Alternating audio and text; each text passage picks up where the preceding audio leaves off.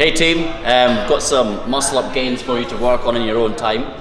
For those of you that weren't fortunate enough to do the gymnastics class recently, here's some of the stuff that we're going to work on. This is going to help you with your muscle ups.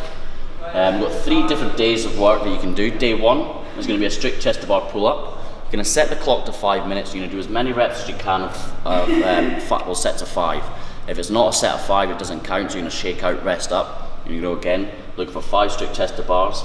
If you can do 25 plus in that 5-minute period, then it's time to start adding load. Maybe put on a weighted vest or a dumbbell between the feet. Strict chest to bar pull up is going to look like so.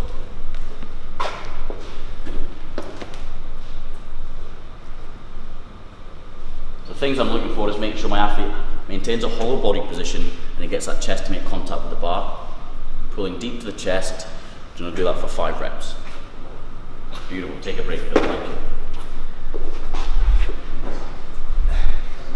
Day 2, it's going to be a strict ring dip.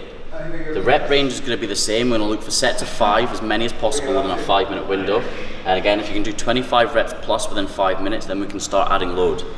Strict ring dip is going to look like so. The key to the success of the ring dip is keeping those rings as close as possible to the body. He's going to lower himself down, keeping that hollow body as he presses back up. Rings nice and tight and touching to the side. Other thing to note is that the hips actually getting lower. He's lowering his centre of gravity before pressing back up. Beautiful. 5 minutes, 5 repetitions.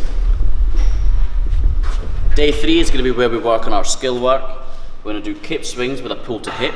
It's going to look like so. You're going to perform 2 kip swings, and then the third one you will do a pull to the hip.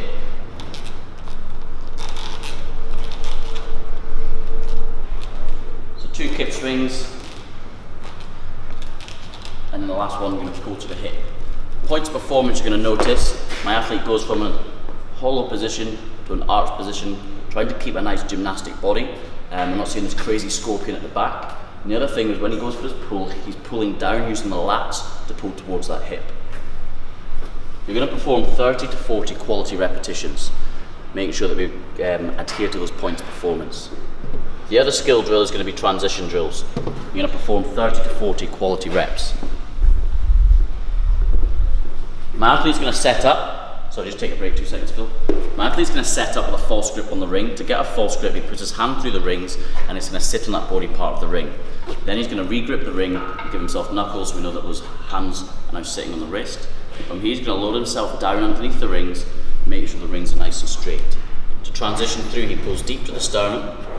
Then he does a fast and aggressive sit-up, looking down at his shoes to transition through.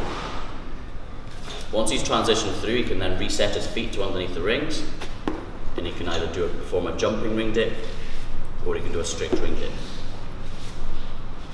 To make this more challenging, the further those feet move away from the rings, the harder it is to transition through. The closer those feet are to underneath the rings, the easier it's going to be.